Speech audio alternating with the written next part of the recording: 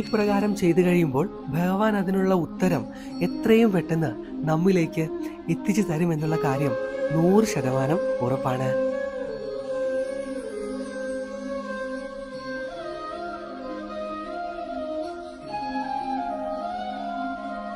ശ്രേഷ്ഠ വചനങ്ങൾ ഭാഗം 192. ചിട്ടയായ ജീവിതം ഒന്നുകൊണ്ട് മാത്രമേ നിനക്ക് വിജയം കൈവരിക്കുവാനായി സാധിക്കുകയുള്ളൂ. ഹരേ കൃഷ്ണ. നമസ്കാരം. നമ്മൾ എല്ലാവരും കൃഷ്ണഭക്തരാണ്, ഗുരുവായൂരപ്പ ഭക്തരാണ്. ഭഗവാനെ നിത്യേന പ്രാർത്ഥിക്കുകയും ആരാധിക്കുകയും ചെയ്യുന്നവരാണ് അല്ലേ? നമ്മൾ സാധാരണ പ്രാർത്ഥിക്കാറുള്ളത് എപ്രകാരമൊക്കെയായിരിക്കും?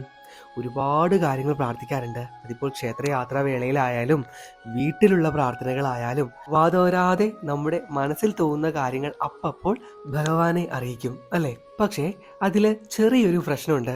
നാം ഒരുപാട് മറ്റുള്ളവരോട് സംസാരിക്കുമ്പോഴും ഭഗവാനോട് ഒരുപാട് വാതോരാതെ പ്രാർത്ഥിക്കുമ്പോഴും ഉണ്ടാകുന്ന ദൂഷ്യവശങ്ങൾ അല്ലെങ്കിൽ പ്രശ്നങ്ങൾ എന്തൊക്കെയാണ് എന്നതിനെക്കുറിച്ചൊക്കെയാണ് കേട്ടോ ഇന്നത്തെ ഈ വീഡിയോയിലൂടെ നാം പറയുവാൻ പോകുന്നത്.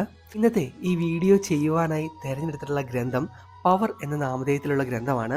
ഇതിൻ്റെ മലയാളം പതിപ്പ് ഇപ്പോൾ ഇറങ്ങിയിട്ടുണ്ട് കേട്ടോ. 48 അധികാര നിയമങ്ങൾ എന്നാണ് ഗ്രന്ഥത്തിൻ്റെ നാമധേയം. നമ്മുടെ സ്റ്റോറിലില്ല, അത് ഫ്ലിപ്കാർട്ടിലോ ആമസോണിലോ ഒക്കെ നോക്കിക്കഴിഞ്ഞാൽ നിങ്ങൾക്ക് ലഭിക്കും. അപ്പോൾ കൂടുതലായിട്ടൊന്നും പറഞ്ഞു പോകുന്നില്ല. വീഡിയോയുടെ ഇടയിൽ നമുക്ക് ഗ്രന്ഥത്തെക്കുറിച്ച് കൂടുതലായി സംസാരിക്കാം. അത്രമാത്രം ഭക്തജനങ്ങൾക്ക് ഉപകാരപ്രദമായിട്ടുള്ള ഒരു വിഷയം തന്നെയായിരിക്കും ഇന്നത്തേത്. തീർച്ചയായും മുഴുവനായി തന്നെ കാണുക. പറയുന്ന ഓരോ കാര്യങ്ങളും ശ്രദ്ധാപൂർവ്വം കേട്ടുകൊള്ളുക. പിന്നെ പ്രത്യേകം പറയേണ്ടതില്ലല്ലോ, ഇപ്പോൾ തന്നെ ചെറുതായിട്ടൊന്ന് ലൈക്ക് ചെയ്യുന്ന കാര്യം കൂടി പരിഗണിക്കാട്ടോ. എന്നിരുന്നാൽ മാത്രമേ നിങ്ങൾക്ക് ലഭിക്കുന്ന ഈ അമൂല്യമായ അറിവുകളുണ്ടല്ലോ അത് മറ്റുള്ള ഭക്തജനങ്ങളിലേക്കും എത്തിച്ചേരുകയുള്ളൂ. ശരി, അപ്പോൾ ദീർഘിപ്പിക്കുന്നില്ല, ഭഗവാന്റെ നാമത്തിൽ തന്നെ നമുക്ക് തുടങ്ങാം. നമ്മുടെ മറ്റുള്ള വീഡിയോകൾ പോലെ തന്നെ ഈ വിഷയവും ഉദാഹരണത്തിലൂടെ ഭക്തജനങ്ങൾക്ക് മനസ്സിലാകുന്ന രീതിയിൽ ലളിതമായി പറഞ്ഞു പോകാട്ടോ. ഉദാഹരണം ഇപ്പം എന്താ പറയുക? ഇപ്പോൾ നമ്മളെ പഠിപ്പിക്കുന്ന ഒരു സാറാണെന്നിരിക്കട്ടെ, ഒരു അധ്യാപകൻ നമ്മളെ പഠിപ്പിക്കുകയാണ്. ഒരു വിഷയത്തെക്കുറിച്ച് പഠിപ്പിക്കുമ്പോൾ വാതോരാതെ അദ്ദേഹം ഇങ്ങനെ അതുമായി ബന്ധപ്പെട്ട കാര്യങ്ങളൊക്കെ പറയാണ്. മല, കാട്, കുന്ന്, അങ്ങനെ ഓരോരോ കാര്യങ്ങൾ ഇങ്ങനെ പറയാണ്. പക്ഷെ നമുക്കൊന്നും മനസ്സിലാകുന്നില്ല. പക്ഷെ മറ്റൊരു അധ്യാപകൻ വന്നിട്ട് ഓരോ പോയിന്റ് സഹിതം പോയിന്റ് നമ്മളെ പഠിപ്പിക്കുന്നു. മല ഇങ്ങനെയാണ്, അവിടുത്തെ കഥകൾ ഇങ്ങനെയാണ്, അങ്ങനെ ഓരോരോ കാര്യങ്ങൾ പോയിന്റായി വളരെ കുറച്ച് മാത്രം പഠിപ്പിക്കുന്നു. എന്നിട്ട് അദ്ദേഹം നമ്മളോട് പറയാണ്, അപ്പോൾ മക്കളെ ശരി, ഇനി ബാക്കി നാളെ ആകാം. ഒരുപാട് പറഞ്ഞു കഴിഞ്ഞാൽ നിങ്ങൾക്ക് മനസ്സിലാകില്ല എന്ന് എനിക്കറിയാം, അതുകൊണ്ട് ബാക്കി നാളെ എടുക്കാട്ടോ എന്നൊക്കെ പറഞ്ഞുകൊണ്ടാവും അദ്ദേഹം പോവുക. അദ്ദേഹത്തെ നമുക്ക് വളരെ ഇഷ്ടമായിരിക്കും മറ്റുള്ള അധ്യാപകരെക്കാൾ അല്ലേ? ഇതേ കാര്യം തന്നെയാണ് നമ്മുടെ പ്രാർത്ഥനയിലും സംഭവിക്കുന്നത്. അതിപ്പോൾ നമ്മുടെ വീട്ടിലാകാം, ക്ഷേത്രത്തിലാകാം. ക്ഷേത്രത്തിൻ്റെ കാര്യം പിന്നീട് പറയാം. ഇപ്പോൾ വീട്ടിൽ പ്രാർത്ഥിക്കുന്നതുമായി ബന്ധപ്പെട്ട കാര്യമാണ് പറയുന്നത്. വീട്ടിൽ നമ്മൾ ഒരു സമയം തിരഞ്ഞെടുത്ത്, അതിപ്പോൾ രാവിലെയോ രാത്രിയോ വൈകിട്ടോ പൂജാമുറിയിൽ ഇരുന്നുകൊണ്ട് നാമം ജപിക്കുന്ന വേളയിൽ നമ്മുടെ വിഷമങ്ങൾ, ചെയ്യുവാൻ ആഗ്രഹിക്കുന്ന കാര്യങ്ങൾ ഇങ്ങനെ വാതോരാതെ മനസ്സിലൂടെ പറഞ്ഞു പോകും. ഭഗവാനെ അപ്രകാരമാണ്, ഇങ്ങനെയാണ്, അങ്ങനെ ചെയ്താൽ നന്നായിരുന്നു, അങ്ങനെ ഒരുപാട് കാര്യങ്ങൾ പറഞ്ഞു പോകും. പക്ഷേ നിങ്ങൾ ഇത്തരത്തിലൊന്ന് പ്രാർത്ഥിച്ചു നോക്കൂ. പ്രാർത്ഥിക്കുവാനിരിക്കുന്ന വേളയ്ക്ക് മുമ്പ് അല്ലെങ്കിൽ തലേ ദിവസമോ രാത്രി കിടക്കുന്നതിന് മുമ്പോ ഇന്ന് ഞാൻ ഭഗവാനോട്, നാം ആരാധിക്കുന്ന ആ ശക്തിയോട്, മൂർത്തിയോട് പറയുവാൻ പോകുന്ന ഏറ്റവും പ്രധാനപ്പെട്ട കാര്യം, അതുമായി ബന്ധപ്പെട്ട കാര്യങ്ങൾ നിങ്ങൾ മനസ്സിലോർക്കുക.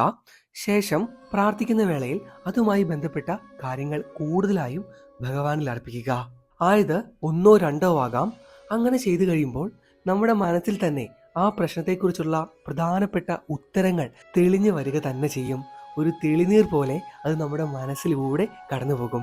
ഇപ്രകാരം ചെയ്തു കഴിയുമ്പോൾ ഭഗവാൻ അതിനുള്ള ഉത്തരം എത്രയും പെട്ടെന്ന് നമ്മിലേക്ക് എത്തിച്ചു തരുമെന്നുള്ള കാര്യം 100% ഉറപ്പാണ്.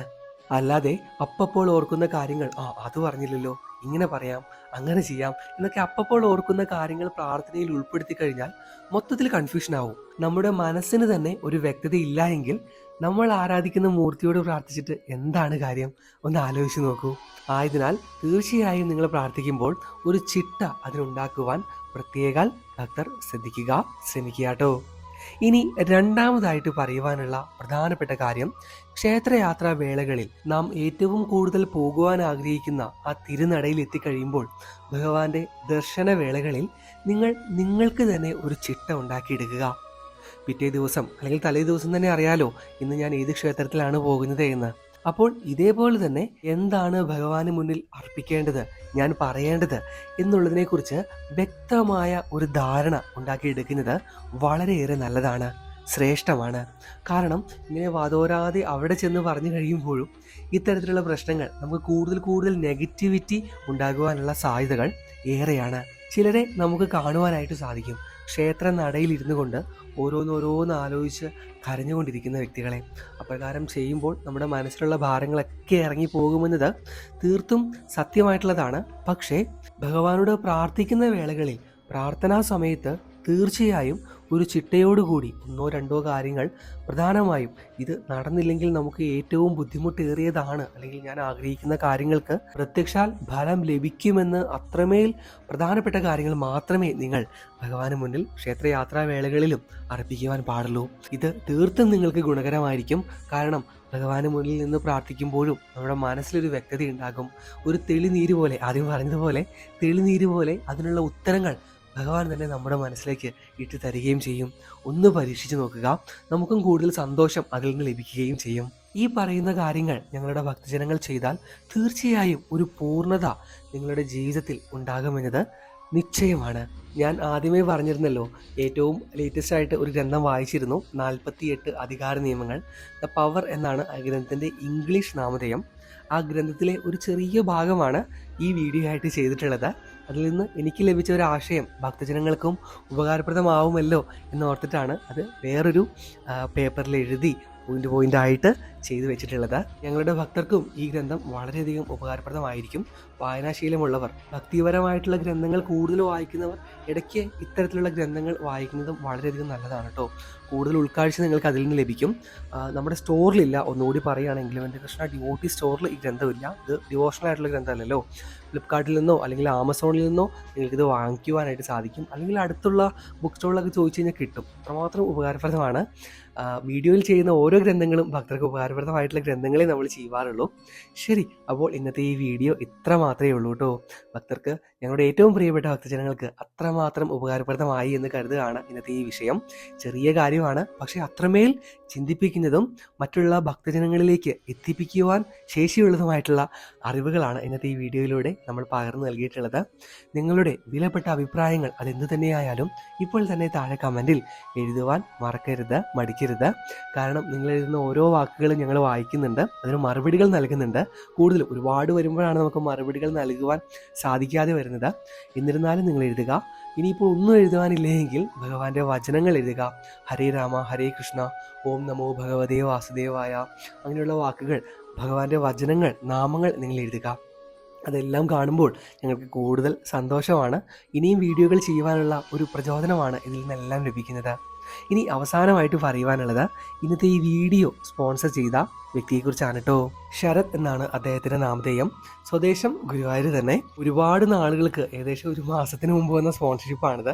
പക്ഷേ വീഡിയോ ചെയ്യുവാൻ ഒന്നും സാധിച്ചിരുന്നില്ല. അദ്ദേഹം പറഞ്ഞിരുന്നു നിങ്ങൾക്ക് എപ്പോഴാണോ അതിന് കഴിയുന്നത് അപ്പോൾ ചെയ്താൽ മതിയെന്ന്. പക്ഷേ അദ്ദേഹം തന്നിട്ടുള്ള അല്ലെങ്കിൽ അദ്ദേഹം സ്പോൺസർ ചെയ്ത 10 നാരായണീയം ഗ്രന്ഥം ഞങ്ങൾ ഭക്തജനങ്ങളിലേക്ക് എത്തിക്കുകയുണ്ടായി. വീഡിയോ ഇന്ന് ചെയ്തു എന്ന് മാത്രമേ ഉള്ളൂ. അതിൻ്റെ ഡീറ്റെയിൽസും ആർക്കൊക്കെയാണ് അയച്ചു കൊടുത്തത് എന്നുള്ളതിൻ്റെ അഡ്രസ്സുകളും ബില്ലും കാര്യങ്ങളൊക്കെ അദ്ദേഹത്തിന് മുന്നേ കൊടുത്തിട്ടുള്ളതായിരുന്നു. എന്തായാലും അദ്ദേഹത്തിൻ്റെ ഈ ക്ഷമയ്ക്ക് ഞങ്ങൾ ഇന്നും കടപ്പെട്ടിരിക്കും. കാരണം ഒരുപാട് നാളുകളായല്ലോ വീഡിയോകൾ ചെയ്തിട്ട്.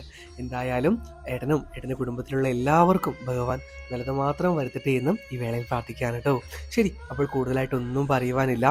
ഇനിയും അടുത്ത വീഡിയോകൾ ഉടനെ ഉണ്ടാവുന്നതായിരിക്കും. ക്ഷേത്രയാത്രകളും പിന്നെ ഇതേപോലെയുള്ള ശബ്ദശകലങ്ങളും നിങ്ങൾക്ക് കേൾക്കുവാനായി സാധിക്കും.